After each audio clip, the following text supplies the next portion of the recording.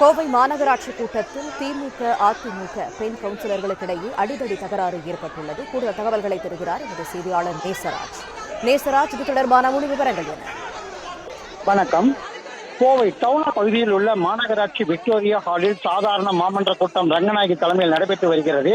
இந்த நிலையில் அதிமுக கவுன்சிலர்கள் பிரபாகரன், ஷர்மிளா, ரமேஷ் ஆகிய 3 பேரும் காலி குடங்களுடன் தண்ணீர் வரவில்லை என அந்த வாசகத்தை வலியுறுத்தி தண்ணீர் குடத்துடன் வந்துள்ளனர்.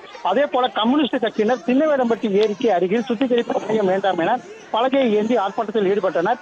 இந்த நிலையில் அந்த சாதாரண மாமன்ற கூட்டத்தில் காங்கிரஸ் கவுன்சிலர் காயத்ரி கடந்த காந்திபுரம் பகுதியில் செம்மொழி பூங்கா கட்டடம் கட்டப்பட்டது, அந்த கட்டடத்தில் 40 கோடி ரூபாய் ஊழல் நடைபெற்றது என தெரிவித்துள்ள நிலையில் மண்டல தலைவர் திமுக மீனா லோகு அவருக்கும் காயத்ரிக்கும் கடுமையான வாக்குவாதம் ஏற்பட்டது. ஒருவரை ஒருவர் தள்ளிக்கொண்டு மாநகர அந்த மாமன்ற கூட்டத்தில் இந்த செயலில் ஈடுபட்டனர். உடனடியாக மேயர் ரங்கநாயகி காயத்ரி கவுன்சிலர் காங்கிரஸ் அவரை உடனே வெளியேற்றுங்கள் என தெரிவித்துள்ளனர்.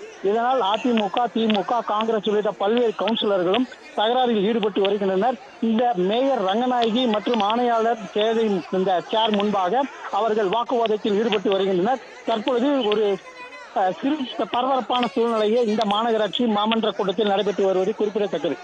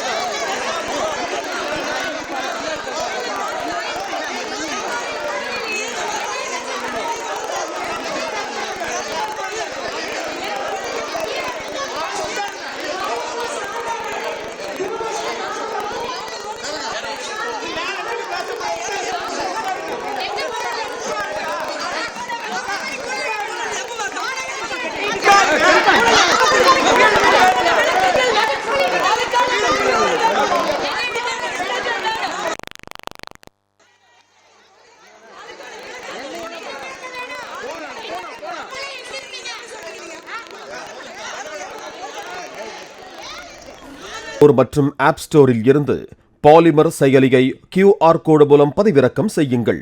செய்திகளை உடனுக்குடன் பெறுங்கள்.